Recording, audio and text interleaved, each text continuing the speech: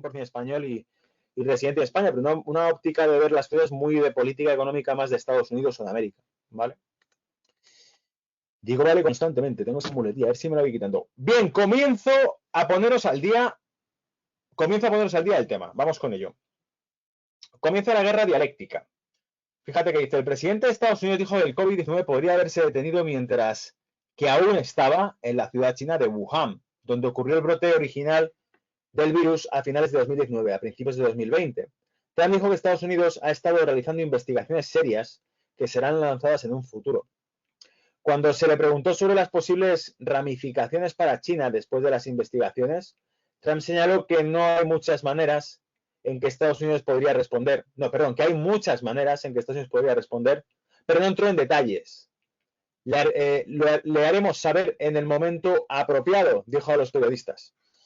Bien, esto se suma a lo que ya dijo también hace una semana o qué sé yo, 12 o 15 días, ¿os acordáis? Donald Trump dijo que no descartaban que hubiese tenido responsabilidad China en todo esto y que habría consecuencias. Lo que dijo fue que habría consecuencias.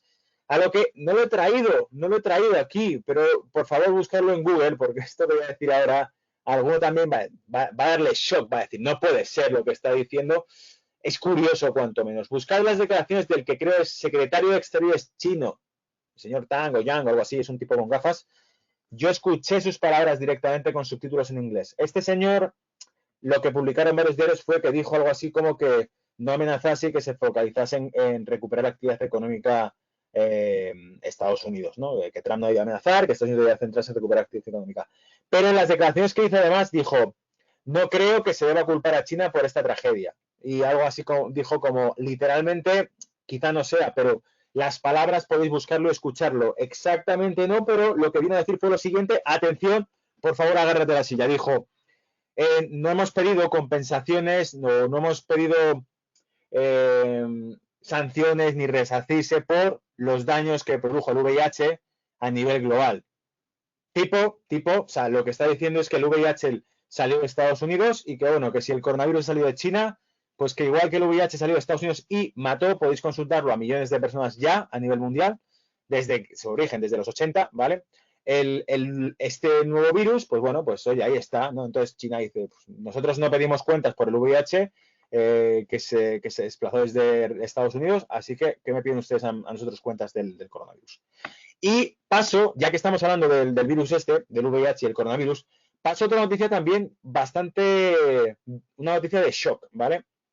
Y es que dice que un virólogo francés, de hecho no cualquier virólogo, el virólogo francés Luc Montagnier, quien ganó el premio Nobel por el descubrimiento del VIH en 2008, cree que el nuevo coronavirus no es de origen natural y se desarrolló en un laboratorio en la ciudad de China de Wuhan, el epicentro del brote. Dice, el virus es de origen artificial.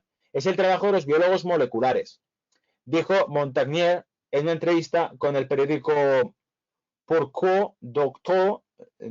Ahí mi francés falla, lo lamento muchísimo, pero no se me da bien, no sé cómo habla la lengua de los franceses.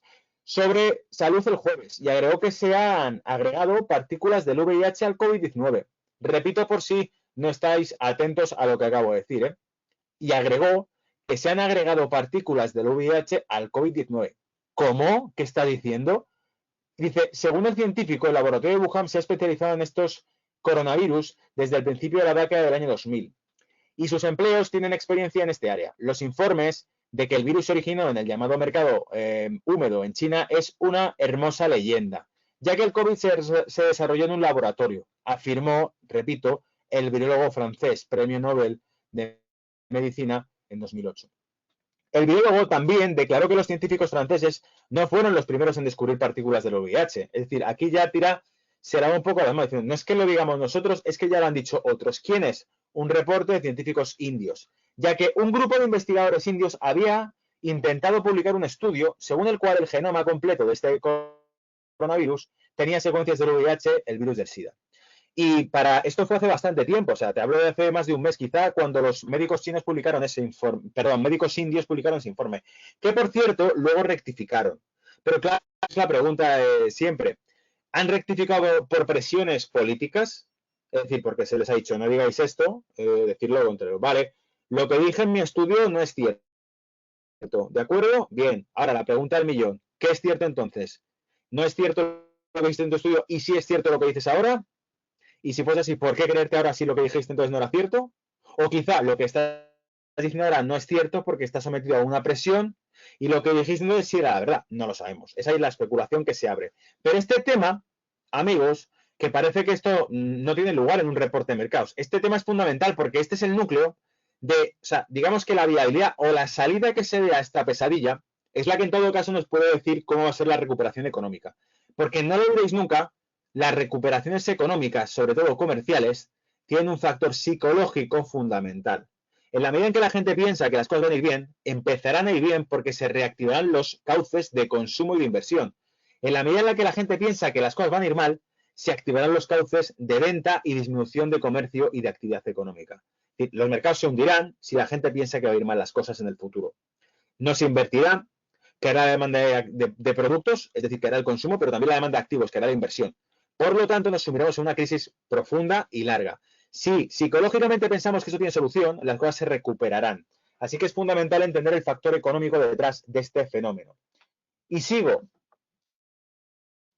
Decíamos lo de los indios, ¿vale? Lo de los investigadores indios. Había intentado publicar un estudio, según el cual el genoma completo de este coronavirus tenía secuencias del VIH, el virus del SIDA. Al mismo tiempo, agregó, atención aquí, no acusó a nadie de que los científicos chinos podrían haber intentado desarrollar una vacuna contra el SIDA. Es decir, la explicación, y esto lo podéis, está publicado aquí a la derecha la fuente, pero si buscáis vais a encontrar que este artículo lo han publicado multitud de diarios online, es decir, muchos han entrado en otras explicaciones, han entrado más detallados, pero básicamente lo que vienen a decir en casi todos los artículos es que el virólogo francés dice, creo que se ha creado en Wuhan, en un laboratorio, tiene trazas del VIH, soy experto en VIH, tiene trazas del VIH, hasta ahí le damos por creíble. Pero dice, matiza, no digo que se haya creado para extenderlo, digo que probablemente lo que ocurrió fue un accidente. Es decir, si leéis a fondo estos artículos, él sugiere que se estaba trabajando una vacuna contra el virus del SIDA, del VIH. Y trabajando una vacuna contra el virus del SIDA, del VIH, utilizaban como base un coronavirus porque era fácilmente maleable, fácilmente gestionable. Era un virus que es sencillo de trabajar, supongo, estable, no sé, no soy virólogo, no soy epidemiólogo, no tengo ni la más remota idea de lo que estoy diciendo, pero más o menos es lo que yo entendí de los artículos. Quizá por eso utilizaban como base ese tipo de virus y le insertaban ese tipo de fragmentos de, ¿cómo han dicho? Genoma completo, secuencias, eso es, secuencias del virus del VIH, porque trataban de generar que a través de un catarro te inmunizases. Por cierto, lanzo una pregunta aquí que espero que no pase por alto. Dejad comentarios al respecto. ¿Creéis o investigad al menos y dejar comentarios al respecto?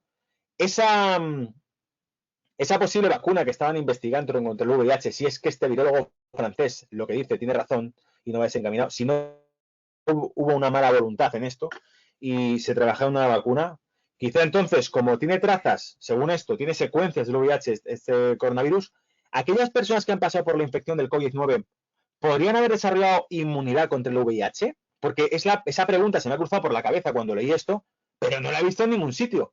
No, la he visto en internet.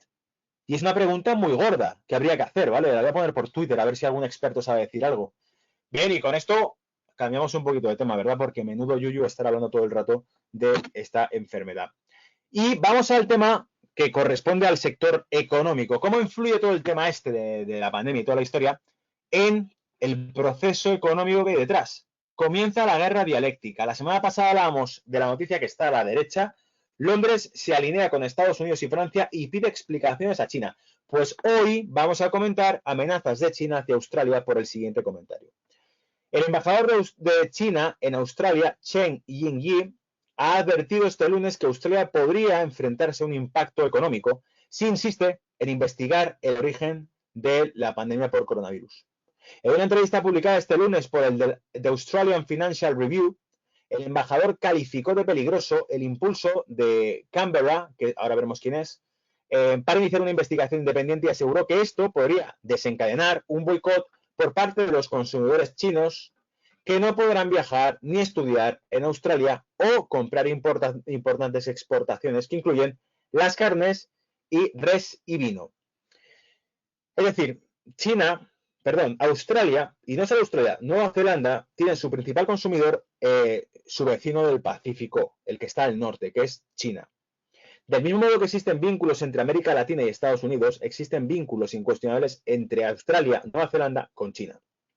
Entonces, ¿qué ocurre? Que China es un gigantesco titán económico, del mismo modo que los Estados Unidos, que irradia influencia económica y comercial a los que tiene cerca. Evidentemente, a todos los países asiáticos, que los tiene pillados, como los tiene Estados Unidos a América Latina, pues China también tiene a través del flujo comercial pillados a todos los países asiáticos. De hecho, está la Unión Euroasiática, si no me equivoco, no sé cómo son las siglas, pero que básicamente describe esa unidad. Y bueno, en definitiva, China tiene poder y peso dentro del Pacífico y Australia y Nueva Zelanda están sometidas a ese eje de influencia. Estas declaraciones surgen después de que el primer ministro australiano Scott Morrison y la ministra de Relaciones Exteriores Marise Payne se unieran la semana pasada al pedido de Estados Unidos de iniciar una investigación independiente. Atención con que a qué se refieren con independiente, eso es importante. De los orígenes y propaganda de la pandemia, informa Reuters.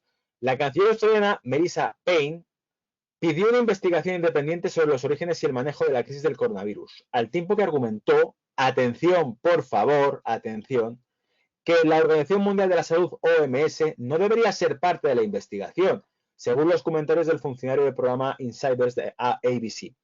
Es decir, que aquí la OMS está siendo cada vez más arrinconada. No solo eso, ya comentamos la semana pasada que algunos medios de comunicación como Fox News apuntaba que la OMS habría actuado como cómplice de la irresponsabilidad en la gestión de la pandemia. Repito, la OMS habría actuado como cómplice de la irresponsabilidad en la propagación de la pandemia. Esto lo decía Fox News, yo lo compartí en redes sociales y podéis buscar el artículo donde lo dice al detalle. Eso y mucho más, ¿eh? Eso y mucho más. Necesitamos conocer el tipo de detalles que una revisión independiente identificaría para nosotros sobre la génesis del virus, sobre los enfoques para tratarlo y abordar la apertura con la que se compartió la información, dijo Payne, quien también es un senador de New South Wales para Sputnik. Bueno, en la noticia de Sputnik.com. En resumidas cuentas, Australia se trata de alinear con su socio étnico, Estados Unidos, y la primera economía del mundo, lo repito siempre. En esa postura vamos a investigar lo que ha pasado aquí. A Estados Unidos, os recuerdo, corta los suministros económicos a la OMS. La principal fuente de financiación de la OMS es Estados Unidos y Estados Unidos congela los fondos a la OMS. Bien, eso por un lado. Segundo, Fox News, lo comentaba, Washington Post ha publicado otro artículo similar en la misma línea. El paciente cero ya no estaría en el mercado, sino que estaría en el laboratorio de Wuhan. China habría ocultado información. Creo que es evidente cuando tú contrastas las cifras estadísticas de infectados, muertos, etcétera, de países como España, Italia, Reino Unido, Alemania o Francia, que son decenas de miles, y ves que China con 1.100 habitantes, 1.100 millones, perdón, de habitantes, tiene apenas 80.000. Mientras que países, ya digo, como España mismo, que tiene 47 millones de habitantes, tiene 120, 130.000 infectados. ¿Cómo es posible? Si en China tienen 1.100 y pico millones, ¿vale? Claro, Fox News, por cierto, la semana pasada lo comentábamos, lo que decía es que, por ejemplo, el aeropuerto de Wuhan fue cerrado para vuelos nacionales, pero se siguió permitiendo los vuelos internacionales. Es decir, dejaban que los ciudadanos de Wuhan, que evidentemente era el foco de esta infección, de este virus, pudiesen seguir viajando a otros países, aunque restringieron el tráfico aéreo, según Fox News, entre ciudades chinas. Es decir, China que no se infecte, pero el resto del mundo, ¿por qué no? ¿Vale? Esas son las acusaciones que hacían. Vamos a ver, por cierto, un esquema claro de cuál es el peso que tiene realmente para Australia ese comercio, y podéis ver de qué estamos hablando, es brutal, ¿vale? Veis que realmente, respecto a exportaciones, con diferencia, el país al que más vende es a China, y al siguiente a Japón, y al siguiente a Corea, y ya después a Estados Unidos. Luego, Australia vende principalmente a los países del Pacífico. A China el primero, a Japón menos de la mitad de lo que le vende a China, y a Corea le vende pues la mitad de lo que vende a Japón y la cuarta parte de lo que le vende a China. Menos de la cuarta parte. Entonces, si te paras a pensar todo esto, claro, Australia no puede salirse de ese eje de influencia. Y muy probablemente Australia ceda a las presiones y se calle la boca. Fijaos que además lo que importa es hierro, importa carbón, lo pone ahí, servicios, gas natural, oro, Y hemos dicho, la comida principalmente la exporta Nueva Zelanda a China. Pero daos cuenta que en realidad mal le van a ir las cosas a Australia también, tendrá que ver cómo lidia con la recesión, porque si Australia exporta principalmente hierro y carbón, ¿qué es lo que utilizan las industrias? Especialmente en China, hierro y carbón, ¿verdad? Y si no hay inversión o actividad económica o bien una recesión, ¿quién va a ser capaz de comprarle a Australia el hierro y el carbón que no vende? ¿Se puede hundir el mercado de hierro, de carbón? Mala cosa, ¿verdad? Muy mala cosa. Vamos a ver exactamente hacia dónde.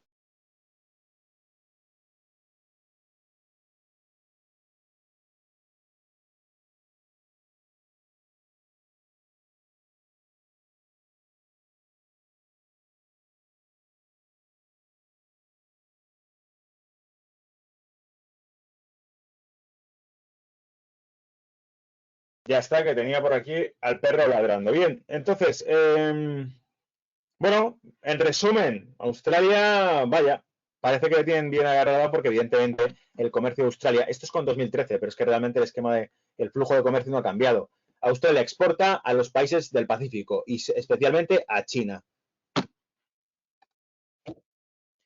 Esta es la web que os he dicho que es una auténtica pasada. Está en Visual Capitalist, pero si buscáis visualcapitalist.com Interactive Mapping Flow International Trade, os va a mostrar un mapa interactivo que podéis mover donde se va viendo en tiempo real los flujos de comercio por, ¿cómo se diría? Por categoría del activo.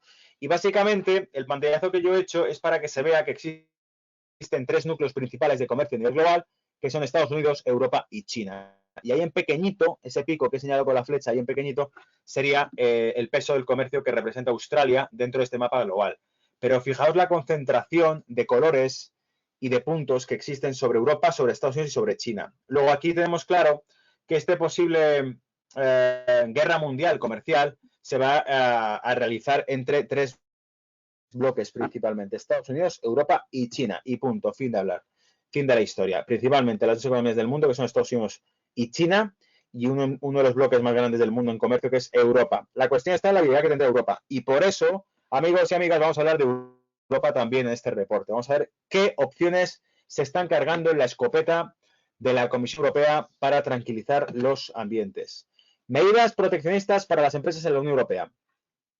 La Comisión está particularmente preocupada por el impacto de la pandemia en el mercado único, dado que algunas compañías no tendrían Estados miembros con grandes bolsillos para rescatarlas. Su principal miedo es que grandes compañías puedan quebrar y los estados no tengan dinero efectivo para poder rescatarlas. Y podrían tenerlo, pero claro, como tienen que salir a financiarse, es que en realidad esto es una farsa, lo pilles por donde lo pilles. ¿Por qué? Porque los estados miembros de la Unión Europea se financian a través del Banco Central Europeo, que es el principal comprador de los bonos. Dame un segundo.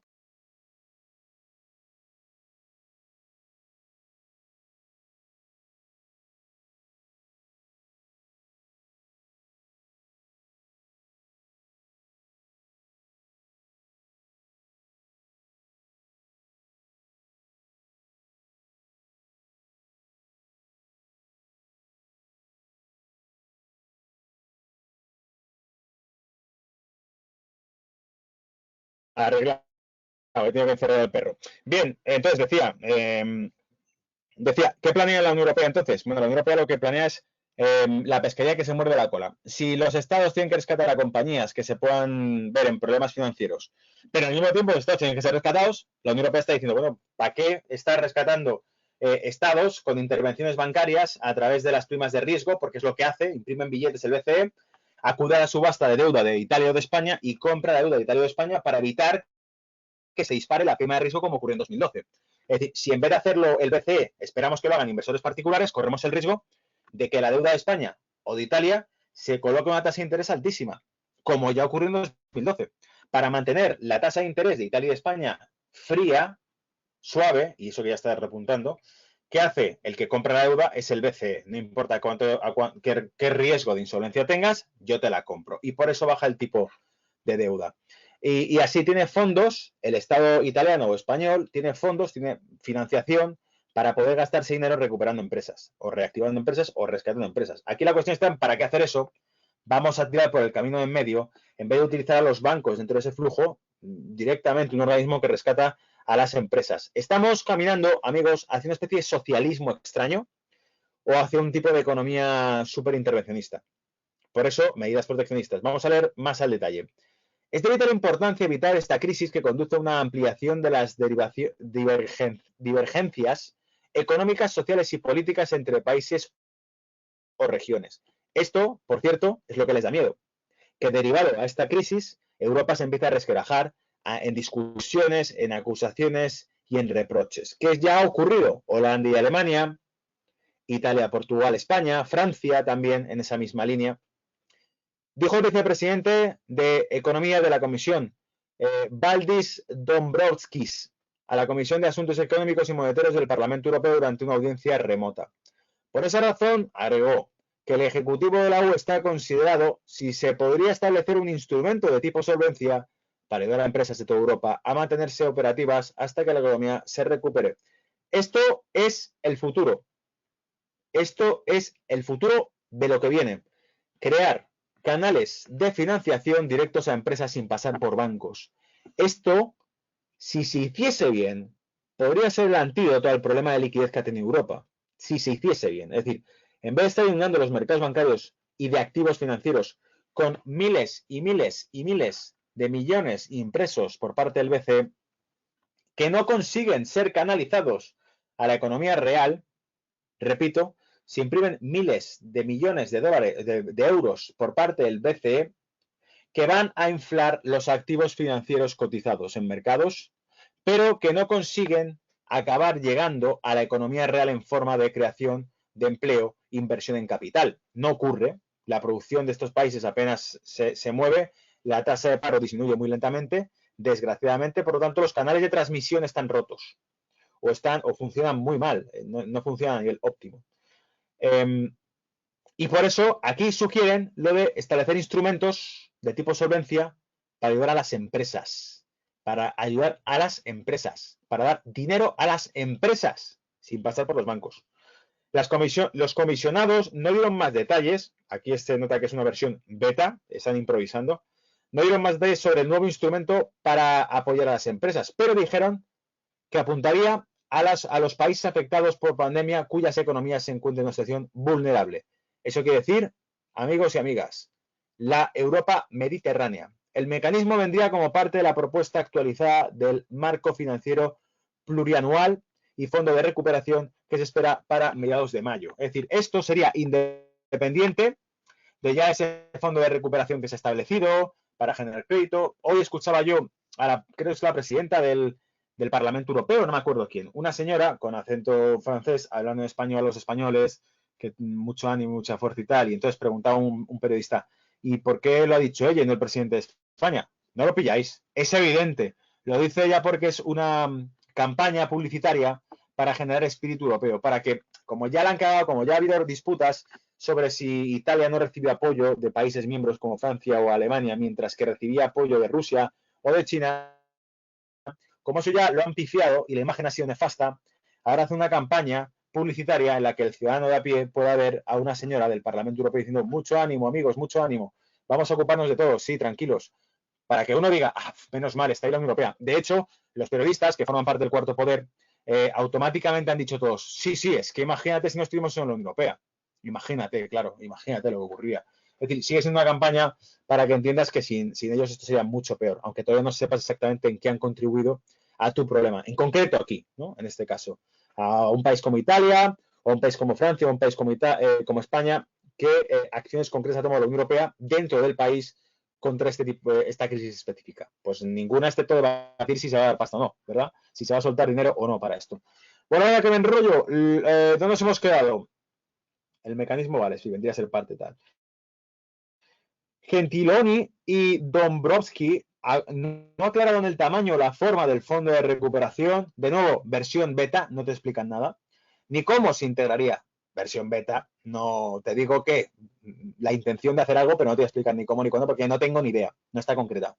Pero confirmaron que la inversión se cargará por adelantado durante los primeros años del periodo presupuestario e incluiría subvenciones y préstamos, uno de los principales puntos de decisión entre los Estados miembros. ¿Sabéis qué? Algunos realmente os ponéis al día de todo lo que va a pasar en el mundo. ¿Sabéis que cuando hablan de subvenciones es el argumento perfecto que tiene Estados Unidos para iniciar una guerra comercial contra Europa? Porque las que inició empezaron por las subvenciones a Airbus. Acusaciones cruzadas de la Unión Europea y de Estados Unidos sobre que si Estados Unidos subvencionaba a Boeing y que la Unión Europea subvencionaba a Airbus.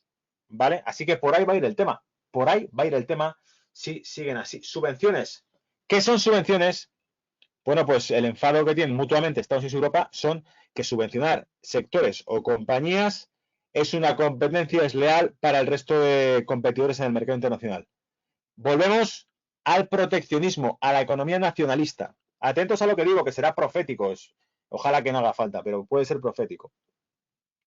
Y entonces dice, préstamos, los países que piden una respuesta ambiciosa a la recesión que se avecina han argumentado que los fondos de recuperación deben venir a través de transferencias directas en lugar de créditos. Es decir, a mí no me prestes nada con condiciones de, a mí dame grifo entero, abierto, para gastar. Claro, lo que no quieren es verse contra las cuerdas, porque si se hace en forma de crédito va a ir muy condicionado a qué gestión realizan. Es decir, te dejo dinero, pero tienes que hacer esto. No, es que yo no quiero hacer esto. Bueno, pues te toca hacerlo.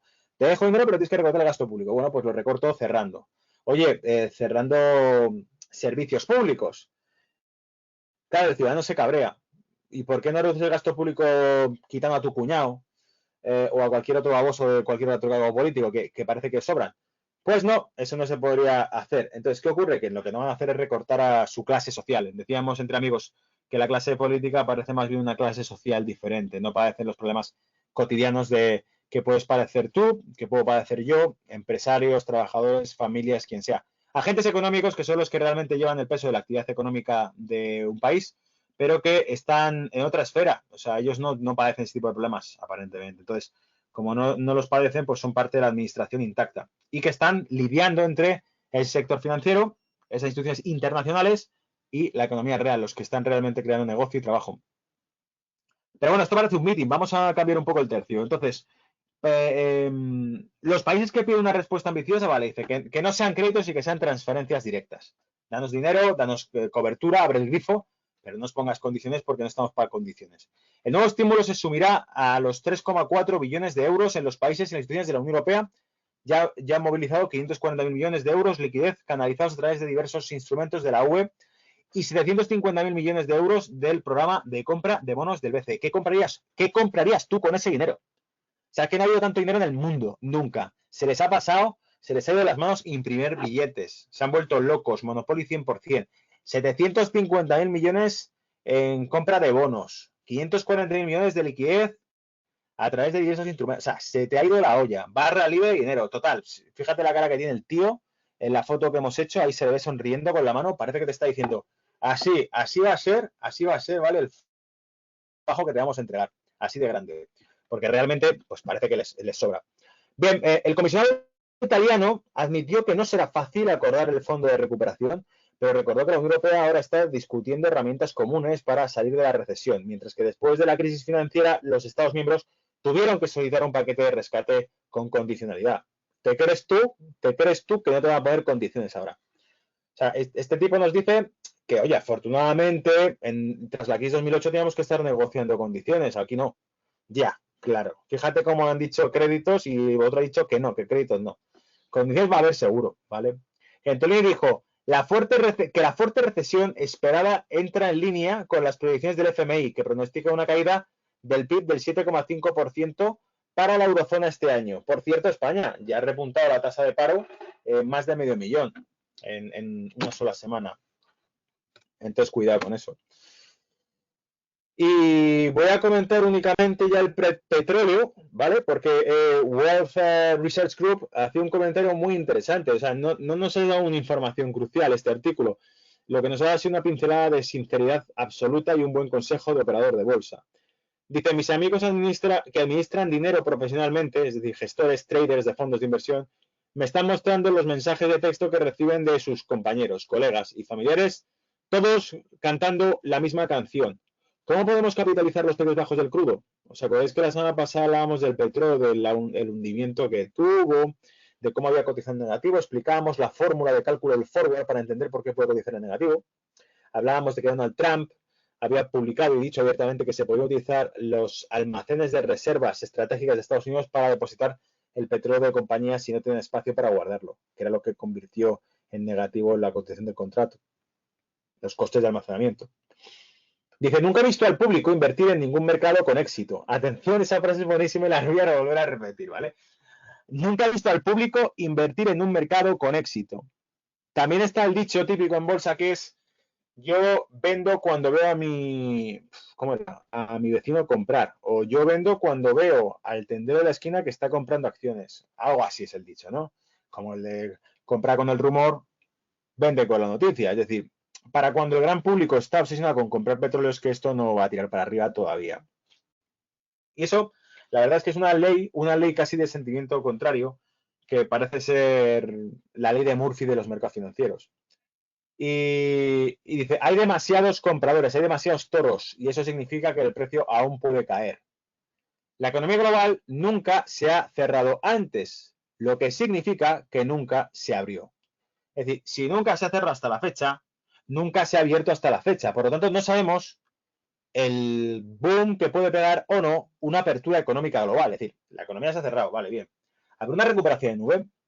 Bueno, no lo sé. Que nunca se ha cerrado la economía. Ya, claro, pero es que tampoco se ha abierto nunca la economía de golpe. Entonces, si nunca se ha cerrado y nunca se ha abierto la economía de golpe, estamos viendo los efectos de momento del cierre económico global. De que Europa cierre, Estados Unidos cierre, China dice, mantiene más o menos la actividad, pese que ya hablan de un segundo brote en una ciudad china, pero vaya, dice que están a tope, que se han recuperado, que tienen las industrias abiertas, ¿vale? Que tienen a los empleados durmiendo y viviendo, haciendo confinamiento dentro de las industrias para producir y producir y producir. Vale, bien.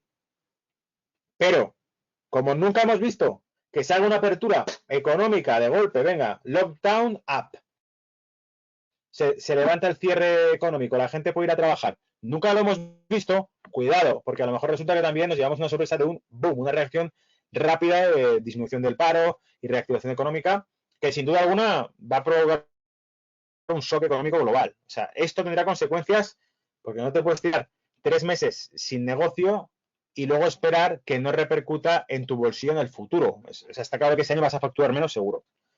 Entonces vamos a ver cómo se lidia con eso. Pero desde luego es bastante interesante esa óptica, es decir, bueno, como nunca se ha hecho, nunca sabemos cómo va a ocurrir. Así que eso nos deja un paradigma muy interesante. Y por cierto, mirad el gráfico del crudo, porque es justamente el gráfico del crudo que compartimos la semana pasada y mirad cómo la vela recoge, de momento recoge y no pasa de esos 12.46 en el petróleo West Texas. Así que en todo caso por ahí puede haber rebote, pero ya habéis oído a Wealth Research Group, al autor, diciendo, cuidado porque cuando el público quiere meter petróleo es que no va a tirar mucho para arriba. Bien, con esto sigo. Yo creo que hemos terminado la parte de comentario. Eso es. Repaso de mercado. Vale, preguntas. Voy a abrir el chat, ¿vale? Para ver si me queréis comentar algo. Vale, me preguntaban por aquí. Tengo un montón de preguntas. De hecho. Me preguntaban por aquí, vamos a ir abriendo. ¿No se debería haber dejado el laboratorio de Wuhan hacer esos estudios sin asegurar que tenía todas las medidas, no? No, de hecho, muy interesante la pregunta que haces, porque si buscas vas a encontrar que hay links de diplomáticos norteamericanos, creo que, no sé si el Washington Post, precisamente el que citó esto, Washington Post, semana pasada, buscadlo el artículo, hablaba de que filtraciones de diplomáticos americanos trabajando en China que sí visitaron el laboratorio advirtieron que ese laboratorio no cumplía con medidas de seguridad. Básicamente era como, no, esto es una chapuza y de aquí se va a escapar un bicho en cualquier momento.